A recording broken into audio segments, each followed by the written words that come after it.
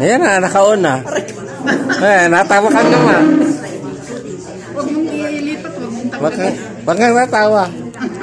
Nakikiliti ka naman yata sa kuryente. Pero aray ko sinasabi naman niya. Ayan, nag-cure siya sa kanyang karamdaman. Yeah, few seconds na lang. 30 seconds na lang. Ginagamot po si Bong. Ano po ang pangalan ng ano yan? Ng high-tech ang gamit na Acculife device. Acculife device. Acculife device. Pag may problema. Kasi may problema si Bong tungkol sa kanyang hemorrhoid na pinapagaling siya nitong device na to. Yan, itong device nagpapagaling yan.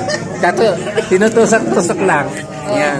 Natutusok na. 9 seconds Tinusok na lang. 9 na lang. seconds na lang. Kaya increase. Ayan. Kaya lang natatawa siya kasi nakikiliti. Nakikiliti pero masakit. Ayan. Oh, ayun na.